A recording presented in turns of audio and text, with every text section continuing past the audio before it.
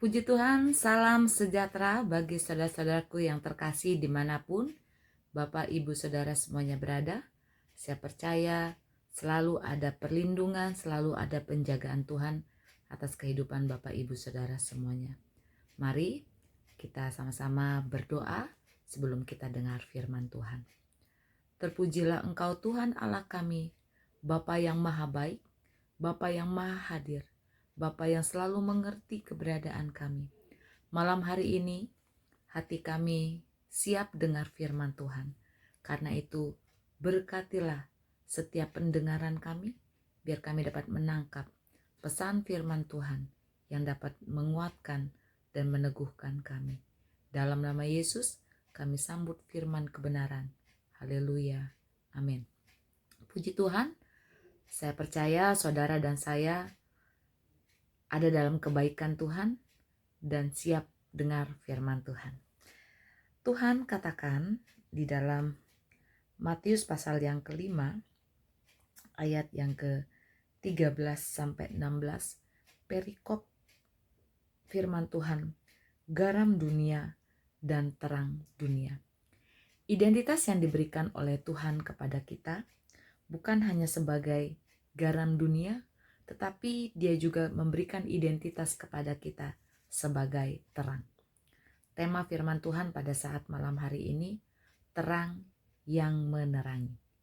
Mari kita baca di dalam Matius pasal 5 ayatnya yang ke-14 sampai 16. Demikian firman Tuhan. Kamu adalah terang dunia. Kota yang terletak di atas gunung tidak mungkin tersembunyi. Lagi pula, orang tidak menyalakan pelita lalu meletakkannya di bawah gantang, melainkan di atas kaki dian, sehingga menerangi semua orang di dalam rumah itu. Demikianlah hendaknya terangmu bercahaya di depan orang, supaya mereka melihat perbuatanmu yang baik dan memuliakan Bapamu yang di surga. Kamu adalah terang dunia. Terang melambangkan kebenaran, terang melambangkan kekudusan, terang melambangkan pengharapan, terang menutupi kegelapan. Terang mengusir kegelapan.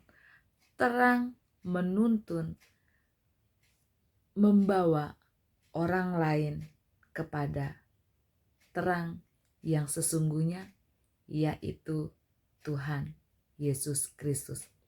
Karena Yesus katakan, aku adalah terang dunia.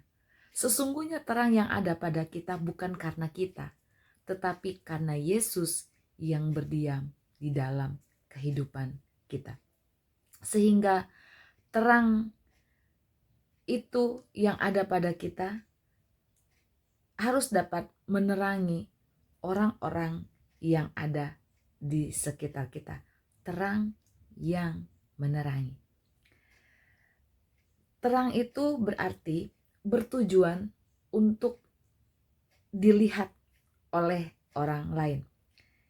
Apabila sore menjelang malam di rumah kita masing-masing, tentunya kita akan menyalakan lampu supaya ada cahaya, supaya terang kita berjalan tidak terantuk oleh barang-barang, karena kita membutuhkan terang untuk menerangi langkah-langkah kita di dalam rumah kita. Jadi terang itu bertujuan untuk dapat melihat. Terang yang ada pada saya dan saudara bertujuan untuk memuliakan Tuhan. Terang yang bertujuan untuk menuntun orang lain datang kepada Tuhan. Kita lihat gantang. Apa itu gantang? Gantang itu tempayan dari tembikar yang terbuat dari kayu. Tidak ada rongga-rongga atau celah-celah yang dapat keluar apabila sebuah pelita atau lampu menutupi cahaya itu atau lampu itu, sehingga nggak bisa keluar sedikit pun cahaya dari gantang itu. Sehebat apapun pelita, seterang apapun wattnya, tetapi kalau ditutup maka tidak akan memancarkan cahaya sedikit pun. Oleh karena itu, terang yang ada pada kita jangan sampai ditutup, supaya terang yang ada pada kita itu dapat menerangi, dapat memberikan cahaya, dapat menyinari. Yesus memberikan contoh atau Yesus memberikan gambaran sebuah kota yang dibangun di lokasi yang tinggi di atas gunung atau bukit.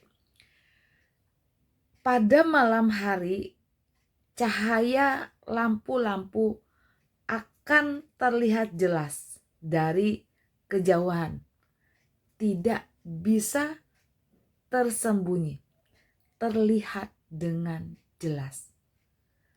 Terang yang ada pada saya dan saudara seperti kota yang di atas gunung, itulah kehidupan kita. Terlihat dengan jelas. Saya dan saudara dipanggil untuk menjadi terang, bukan untuk menerangi diri kita sendiri, tetapi untuk kemuliaan Tuhan. Menjadi terang bukan untuk ketenaran, menjadi terang bukan untuk menunjukkan siapa saya, siapa diri kita, tetapi menjadi terang supaya orang lain melihat siapa Tuhan yang ada di dalam diri kita, sehingga menuntun orang lain datang kepada Tuhan. Sehingga terang yang ada pada kita memberi pengaruh yang baik bagi orang banyak.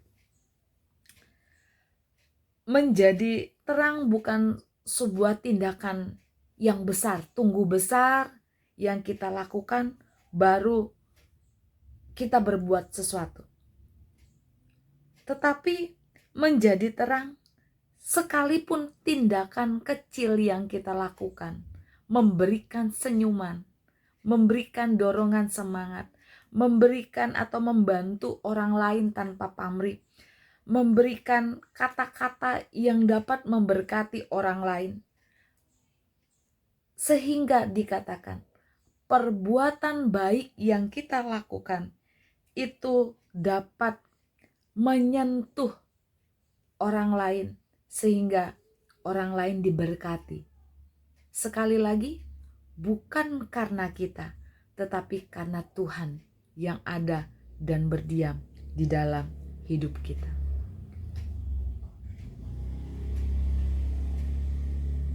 Mungkin hal-hal kecil ini kita seringkali nggak sadari kita lakukan, tetapi dapat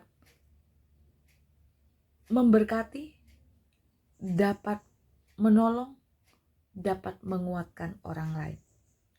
Tetap lakukan, tetap menjadi terang. Lakukan dengan tulus hati, lakukan dengan untuk Tuhan dimuliakan di dalam hidup kita, bukan untuk pujian daripada manusia. Menjadi terang berarti tidak sama, apa yang kita lakukan tidak sama dengan dunia.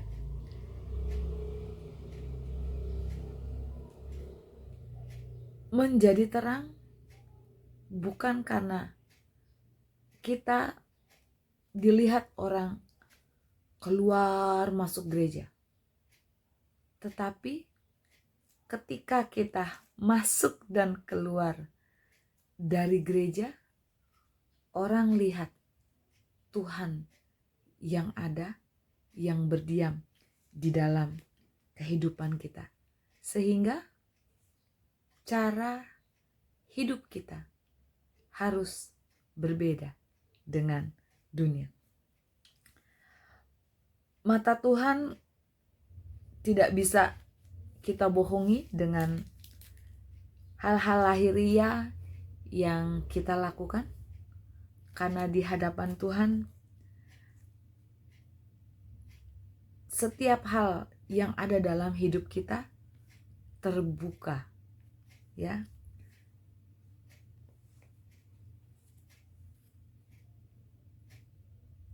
Tidak dapat ditutupi. Dia tahu terang yang ada pada kita tertutup oleh gantang atau tidak. Dia tahu apabila saya dan saudara melakukan hal yang tidak baik atau mungkin dosa, karena penting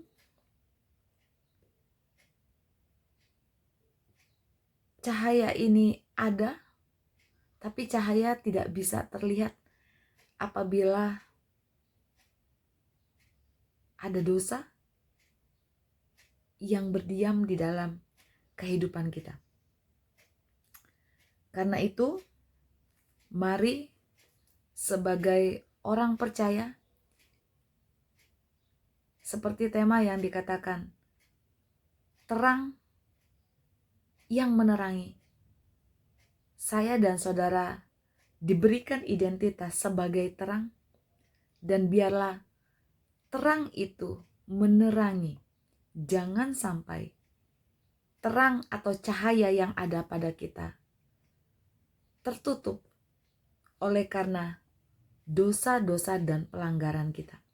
Tetapi mari, biarlah yang kita lakukan sebagai orang percaya, sebagai anak-anak Tuhan, kita punya peran,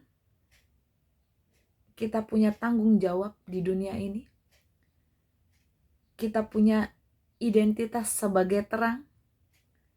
Karena itu, pancarkanlah terang itu kepada dunia.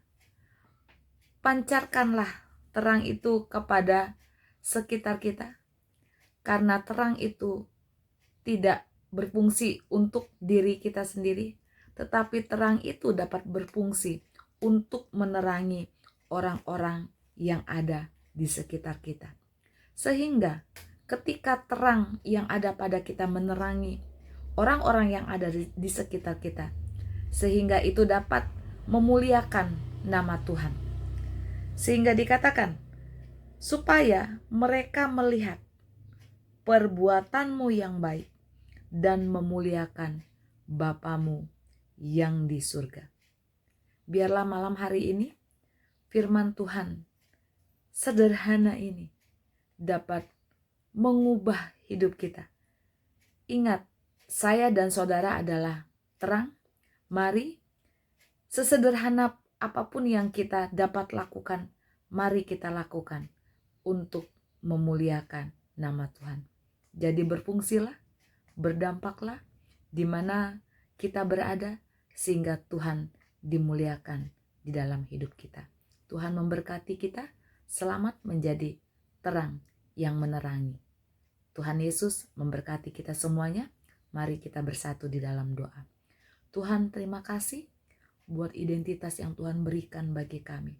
Kami punya tanggung jawab untuk kami dapat menerangi orang-orang yang ada di sekitar kami.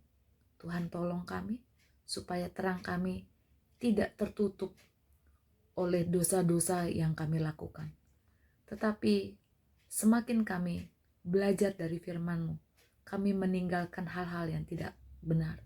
Kami hidup di dalam kebenaran-Mu. Kami hidup berdampak.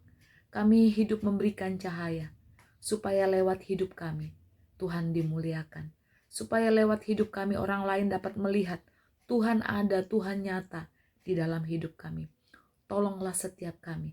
Mampukanlah setiap kami. Supaya di atas segala sesuatunya, kemuliaan itu kami berikan hanya bagi nama Tuhan. Terima kasih Tuhan buat firman-Mu. Terpuji nama-Mu, kami sambut firman-Mu di dalam nama Tuhan Yesus Kristus. Haleluya. Amin.